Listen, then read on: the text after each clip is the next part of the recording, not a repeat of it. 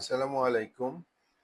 আজকে complex two simple সেন্টেন্সের ক্লাসে আমরা রিলেটিভ প্রোনাউন অর্থাৎ হু হুইজ যুক্ত কমপ্লেক্স সেন্টেন্সকে কিভাবে সিম্পল সেন্টেন্সে রূপান্তরিত করতে হয় সে বিষয়ে ক্লাসটি করব।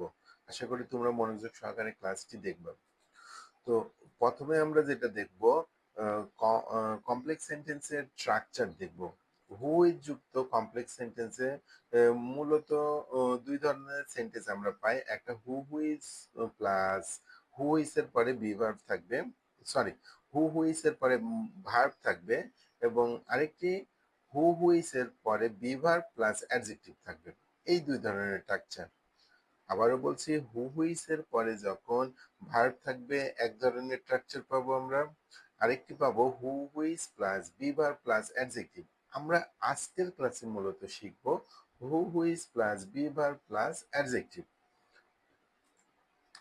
তো এই হুইস প্লাস অ্যাডজেক্টিভের পূর্ণাঙ্গ স্ট্রাকচার হলো, প্রথমে আর্টিকেল থাকবে, এরপরে নাউন থাকবে, এরপরে হুইস এর পরে বিভার প্লাস অ্যাডজেক্টিভ থাকবে।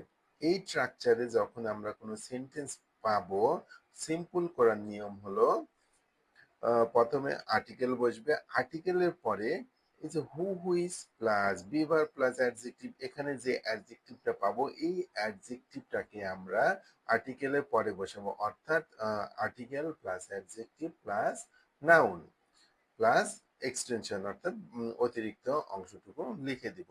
এই স্ট্রাকচারে মূলত আমরা আজকের সেন্টেন্সগুলো করব। তো উদাহরণ দিয়ে আমরা একটু দেখব, বোঝার চেষ্টা করব। প্রথম সেন্টেন্সটা আমি এখানে লিখেছি, the man who is brilliant can get the job. এই সেন্টেন্সে আমরা প্রথমে দেখতে পাচ্ছি যে হুইজ আছে, হুইজ এর পরে একটা বিভার্ব আছে, বিভার্বের পরে অ্যাডজেক্টিভ আছে। তো এই সেন্টেন্সটাকে আমরা কিভাবে সিম্পল সেন্টেন্সে করব? আমরা কি করব, এখানে হুটাকে বাদ দিব, বিভার্বটাকেও বাদ দিব, দিয়ে যে অ্যাডজেক্টিভ থাকে এটা নাউনের ঠিক পূর্বে বসাবো, অর্থাৎ ম্যানের পূর্বে। তাহলে কি দাঁড়ালো, দা ব্রিলিয়েন্ট ম্যান। এখানে ব্রিলিয়েন্ট অ্যাডজেক্টিভ, আর্টিকেলের পরে অ্যাডজেক্টিভ বসিয়ে দেবো। The brilliant man can get the job. তাহলে ক্যান গেট দ্য জব এখানে অতিরিক্ত অংশ। আশা করি এটা বুঝতে পেরেছো। আমি তোমাদের বুঝার সাথে আবারও বলছি, who is plus be verb plus adjective, এখানে who plus is be verb plus adjective হলো ব্রিলিয়ান্ট। তাহলে এই সেন্টেন্সে আমাদের যেটা করতে হবে, হুটা বাদ দিতে হবে, ইজটা বাদ দিতে হবে, দিয়ে যে অ্যাডজেক্টিভ থাকবে এটা আমরা নাউনের ঠিক পূর্বে বসাবো, অর্থাৎ এখানে নাউনটা হলো ম্যান, ম্যানের ঠিক পূর্বে বসাবো। The brilliant man can get the job. আশা করি বুঝতে পেরেছো। আমরা আরেকটা সেন্টেন্স দেখব, my brother bought an apartment which was tiny. এই সেন্টেন্সে আমরা দেখতে পাচ্ছি article an, apartment noun, which এখানে হুইচ আছে, তারপরে বিভার্ব আছে ওয়াজ, এবং টাইনি এখানে অ্যাডজেক্টিভ। তাহলে আমাদের কি করতে হবে, হু বা হুইচ বাদ দিতে হবে, বিভার্বটাও বাদ দিতে হবে। তাহলে থাকে টাইনি, টাইনি অ্যাডজেক্টিভ, টাইনিটাকে আমাদের ঠিক নাউনের পূর্বে বসাতে হবে। এখানে নাউন কি, নাউন অ্যাপার্টমেন্ট, তাহলে টাইনি অ্যাপার্টমেন্ট হয়ে যাবে, অর্থাৎ my brother ব্রট a tiny apartment. এখানে আর্টিকেল অ্যান্ডটা এ হয়ে যাবে, কারণ টাইনিটা